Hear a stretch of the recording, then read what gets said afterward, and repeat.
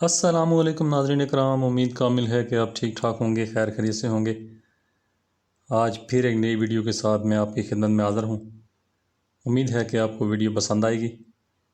تو ناظرین اکرام، آج ہم جس ٹاپک پہ بات کرنے والے ہیں وہ گڑ کے فائدے۔ گڑ سے کون واقف نہیں ہے؟ ہر گھر کی ضرورت ہے، ہر گھر کے کچن میں ہوتا ہے، ہر بندہ اس سے مستفید ہو رہا ہے اور صدیوں سے مستفید ہو رہا ہے۔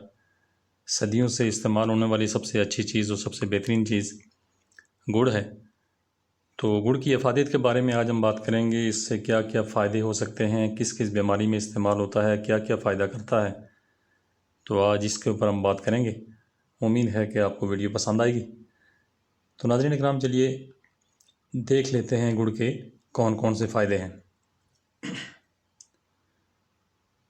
ناظرین اکرام، انسان ہمیشہ صحت مند رہنا چاہتا ہے اور وہ ایسی غذاؤں کا استعمال کرتا ہے جس سے وہ اپنے آپ کو تندرست رکھ سکے، لیکن پھر بھی جانے انجانے وہ ایسی غذاؤں کا استعمال بھی کرتا ہے جس سے اس کی صحت پر برے اثرات مرتب ہوتے ہیں۔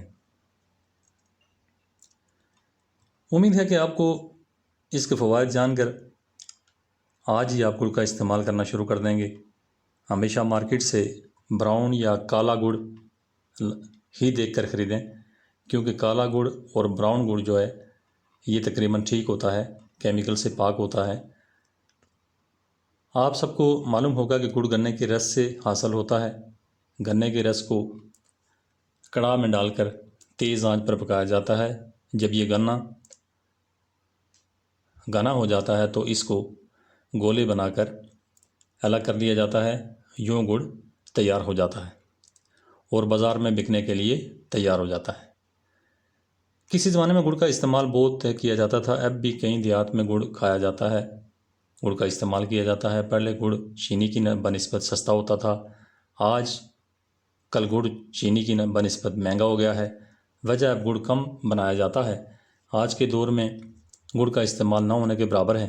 پرانے زمانے میں لوگ گڑ کے چاول بہت پسند کرتے تھے، اس کے علاوہ گڑ کی کھیر بھی بنائی جاتی تھی، وہ چینی کی بنسبت زیادہ مزیدار ہوتی تھی۔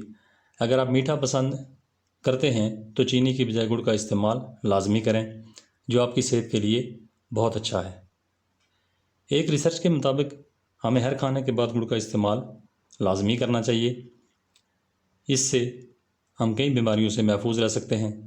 کھانے کے بعد گڑ کا استعمال پیٹ کی بیماریوں سے بچاتا ہے اور اس کے علاوہ معدے کی جلن، تیزابیت سے محفوظ رکھتا ہے۔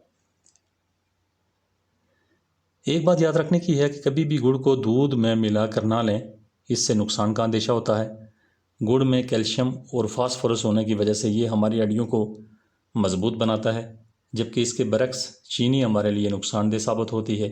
اس کے علاوہ اس میں آئرن بھی موجود ہوتا ہے، اس سے ایسے افراد جن میں خون کی کمی ہوتی ہے وہ گڑ کا استعمال لازمی کریں، اس سے آئرن کی کمی پوری ہو جاتی ہے۔